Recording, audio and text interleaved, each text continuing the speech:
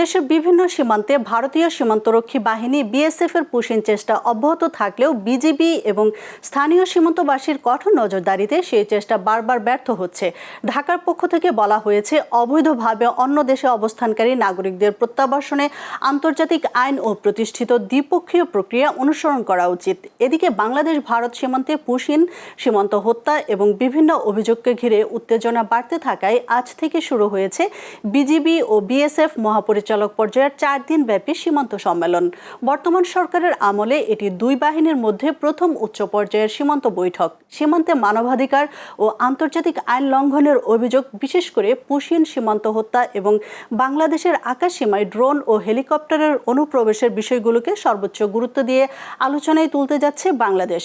BGB জানিয়েছে, সীমান্তে সংঘটিত বিভিন্ন ঘটনার সুনির্দিষ্ট তথ্য উপাত্ত উপস্থাপন করে কড়া প্রতিবাদ জানানো হবে এবং আন্তর্জাতিক আইন ও বিদ্যমান দ্বিপক্ষীয় কাঠামো মেনে চলার আহ্বান জানানো হবে। এছাড়া মাদক ও চোরাচালান প্রতিরোধ, সীমান্ত অবকাঠামো, অপটিক্যাল ফাইবার কেবল স্থাপন, আঞ্চলিক বিচ্ছিন্নতাবাদী গোষ্ঠীর তৎপরতা এবং আগরতলা থেকে শিল্প বর্জ্য বাংলাদেশের আখাউড়া এলাকায় প্রবেশের বিষয়টিও আলোচনায় গুরুত্ব পাবে।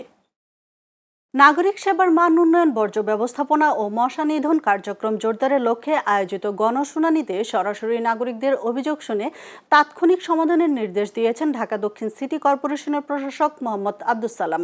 রাজধানীর ধানমন্ডি লেক সংলগ্ন রাশিয়ান কালচারাল সেন্টারে অনুষ্ঠিত এই গণশুনানিতে বর্জ্য ব্যবস্থাপনা, জলাবদ্ধতা, সড়কে ফুটপাত সমস্যা, মশা নিয়ন্ত্রণ সহ বিভিন্ন নাগরিক সমস্যা তুলে ধরেন সাধারণ মানুষ।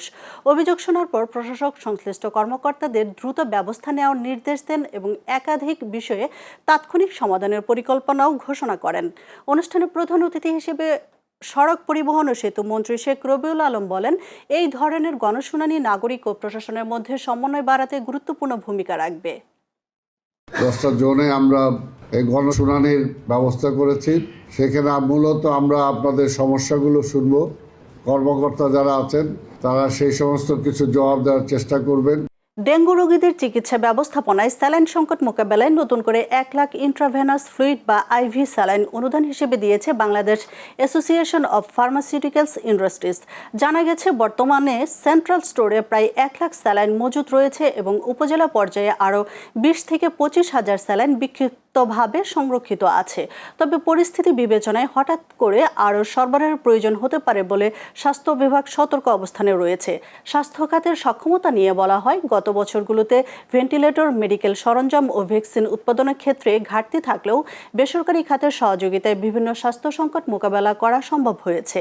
বর্তমানে দেশের ওষুধ শিল্প 140টিরও বেশি দেশে রপ্তানি করছে এবং দেশীয়ভাবে ভ্যাকসিন উৎপাদনের সক্ষমতা বাড়াতে পারলে এই বাজার আরও সম্প্রসারিত হবে বলে আশা প্রকাশ করা হয়েছে।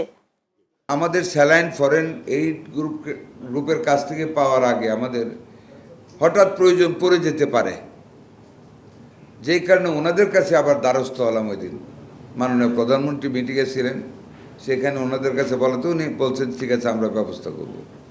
3 দিন আগে এসে কনফার্ম করে গেলেন যে আমরা 1 লক্ষ স্যালাইন আপনাদেরকে আমরা দিব।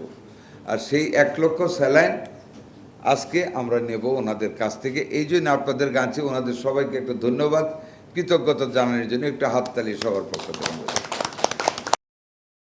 দেশ জুড়ে হামের সংক্রমণ অব্যাহত থাকায় আক্রান্ত ও মৃতের সংখ্যা উদ্বেগজনক হারে বাড়ছে। 24 ঘন্টায় হাম ও হামের উপসর্গে আরও 7 শিশু মৃত্যু হয়েছে। ফলে চলতি বছরের মার্চ মাসের মাঝামাঝি থেকে এই পর্যন্ত মোট প্রাণহানি বেড়ে দাঁড়িয়েছে 620 জনে। স্বাস্থ্য অধিদপ্তরের সর্বশেষ তথ্য অনুযায়ী একদিনে হাম ও হামের উপসর্গে আক্রান্ত হয়েছে 1287 শিশু। এর মধ্যে 1221 জনের মধ্যে হামের উপসর্গ দেখা গেছে এবং 66 জনের শরীরে হাম শনাক্ত হয়েছে। এদিকে সংক্রমণে রাজধানীর বাইরে বিভিন্ন জেলা ও প্রান্তিক এলাকাতেও দ্রুত ছড়িয়ে পড়ায় স্থানীয় হাসপাতালগুলোতে চিকিৎসা ও শয্যার সংকট দেখা দিয়েছে। আক্রান্ত শিশুদের অনেককেই উন্নত চিকিৎসার জন্য ঢাকায় পাঠানো হচ্ছে বলে অভিযোগ করেছেন রোগীর স্বজনরা। ফলে রাজধানীর হাসপাতালগুলোতেও রোগের চাপ বাড়ছে এবং দূরদূরান্ত থেকে আসা পরিবারগুলোকে চরম ভোগান্তিতে পড়তে হচ্ছে বলে জানানো হয়েছে। চট্টগ্রাম থেকে আসছি, আজকে এখানে ভর্তি 1 সপ্তাহ হবে। এখন আলহামদুলিল্লাহ অনেকটা বেটার। আমি আশুলিয়া থেকে আসছি, কালকে রাতেই আসছি। আমাদের পরিবারে আর কেউ আক্রান্ত হয়নি, আমার মেয়েটাই আক্রান্ত। নিত্য প্রয়োজনীয় পণ্যের দাম বৃদ্ধি এবং জীবনযাত্রার ব্যয় বাড়তে থাকায় সাধারণ মানুষের উপর চাপ আরও বেড়েছে। এমন পরিস্থিতিতে 16 মাসের মধ্যে দেশের মূল্যস্ফীতির হার মে মাসে সর্বোচ্চ পর্যায়ে পৌঁছেছে। বাংলাদেশ পরিসংখ্যান ব্যুরোর সর্বশেষ তথ্য অনুযায়ী মে মাসে সার্বিক মূল্যস্ফীতি বেড়ে দাঁড়িয়েছে 9.42%। জ্বালানি তেলের দাম বৃদ্ধির কারণে খাদ্য ও খাদ্য বহির্ভূত উভয় খাতেই গেল 2 মাস ধরে পণ্যের দাম বেড়েছে। অর্থনীতিবিদদের মতে মূল্যস্ফীতির এই ধারাবাহিক ঊর্ধ্বগতি সাধারণ মানুষের ক্রয় ক্ষমতার উপর বাড়তি চাপ তৈরি করছে এবং বাজার স্থিতিশীল রাখতে কার্যকর পদক্ষেপ নেওয়া এখন বড় চ্যালেঞ্জ হয়ে উঠেছে। রাষ্ট্রীয়ভাবে জুলাই গণঅভ্যুত্থান দিবস উদযাপনে ব্যাপক কর্মসূচি গ্রহণ করেছে সরকার। দিবসটি যথাযোগ্য মর্যাদা ও বিস্তৃত আয়োজনের মাধ্যমে পালনের লক্ষ্যে বিভিন্ন মন্ত্রণালয়, বিভাগ, দপ্তর ও মাঠ প্রশাসনকে প্রয়োজনীয় নির্দেশনা পাঠিয়েছে মুক্তিযুদ্ধ বিষয়ক মন্ত্রণালয়। আন্তঃমন্ত্রণালয় সভার সিদ্ধান্ত অনুযায়ী জাতীয় পর্যায় থেকে শুরু করে উপজেলা পর্যন্ত সমন্বিতভাবে কর্মসূচি বাস্তবায়নের প্রস্তুতি চলছে। সরকারি নির্দেশনায় মন্ত্রিপরিষদ বিভাগ, প্রধানমন্ত্রীর কার্যালয়, 3 বাহিনী সহ সব আইনশৃঙ্খলা বাহিনী এবং গুরুত্বপূর্ণ সরকারি সংস্থাগুলোকে এই আয়োজনে সম্পৃক্ত করা হয়েছে।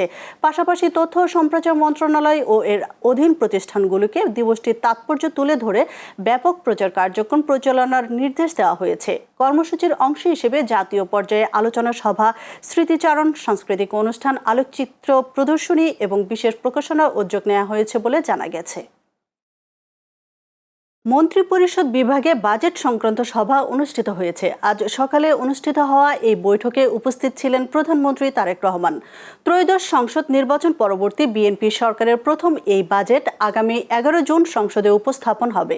সাম্প্রতিক বৈশ্বিক এবং অভ্যন্তরীণ পরিস্থিতি বিবেচনায় 2026-27 অর্থ বছরের বাজেট বিএনপি সরকারের জন্য অত্যন্ত গুরুত্বপূর্ণ হিসেবে দেখা হচ্ছে। বৈঠকে বিশেষভাবে বৈশ্বিক অর্থনৈতিক অনিশ্চয়তা, অভ্যন্তরীণ বাজার পরিস্থিতি, মূল্যস্ফীতি নিয়ন্ত্রণ এবং রাজস্ব আহরণের কৌশল নিয়ে আলোচনা হয়। নীতি নির্ধারকদের মতে চলমান অর্থনৈতিক চাপ মোকাবেলা করে একটি বাস্তবসম্মত ও কার্যকর বাজেট প্রণয়নই এখন প্রধান চ্যালেঞ্জ। বিশ্লেষকদের মতে এবারের বাজেট শুধু একটি আর্থিক পরিকল্পনা নয়, বরং এটি হবে নতুন সরকারের অর্থনৈতিক দিক নির্দেশনা ও নীতিগত অবস্থানের গুরুত্বপূর্ণ প্রতিফলন। নওগাঁর মান্দা উপজেলায় জমিজমা সংক্রান্ত বিরোধের জেরে এক বৃদ্ধাকে পিটিয়ে হত্যার অভিযোগ উঠেছে। এ ঘটনায় জড়িত থাকার অভিযোগে 4 জনকে আটক করেছে পুলিশ।